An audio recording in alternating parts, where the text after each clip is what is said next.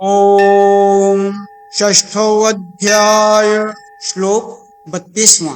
आत्मा पम्मैन् सर्वत्र समं पश्यति योऽर्जुन सुखं वा यदि वा दुःखं स योगी परमो मतः। हे अर्जुन, जो ध्यान युक्त ज्ञानी महापुरुष अपने शरीर की उपमा से सब जगह अपने को समान देखता है और सुख अथवा दुख को भी समान देखता है, वह परम योगी माना गया है। ओम। तत्व ज्ञान और आत्मानुभव में स्थित योगी जन स्वभावतः सर्वत्र व्याप्त आत्मा के दर्शन करते हैं। वे सभी कर्मों में आत्मा के वैभव को देखते हैं और जानते हैं कि उपाधियों के द्वारा किए जाने वाले समस्त कर्म आत्म कृपा से ही होते हैं। बाह्य स्थूल और आंतरिक सूक्ष्म जगत आत्मा की ही अभिव्यक्ति हैं।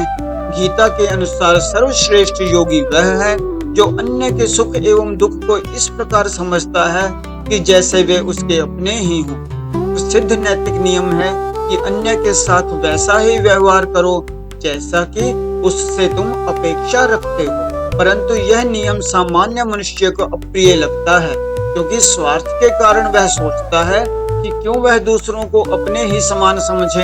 अज्ञान तथा स्वार्थ के कारण लोगों की स्वाभाविक प्रवृत्ति अनैतिकता की ओर झुक जाती है। पूर्व श्लोकों में इसका स्पष्टीकरण किया गया है कि क्यों हमें प्राणी मात्र से प्रेम करना चाहिए।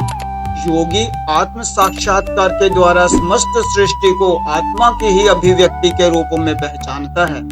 अतः सबसे प्रेम होना स्वाभाविक ही है।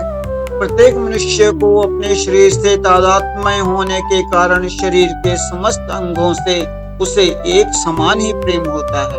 यदि अकस्मात दांतों से जीवा कट जाती है तो मनुष्य कभी भी दांतों को दंड देने का विचार नहीं करता, क्योंकि दांतों में तथा जिह्वा में समान रूप से वह स्वयं व्याप्त है। इसी प्रकार आत्मा को पहचान लेने पर संपूर्ण नाम रूप की सृष्टि आत्म स्वरूप ही बन जाती है और समस्त कालों में सर्वत्र केवल मैं अर्थात आत्मा ही व्याप्त रहता है।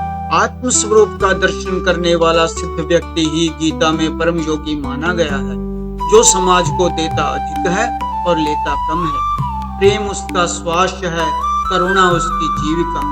श्री कृष्ण द्वारा ज्ञानी पुरुष का जो उपयुक्त वर्णन शब्द चित्र के माध्यम से किया गया है, वह किसी को भी अपनी ओर आकर्षित कर सकता है, किंतु व्यवहारिक बुद्धि का अर्जुन उक्त लक्ष्य को पाने में स्वयं को असमर्थ पाता है। ओम।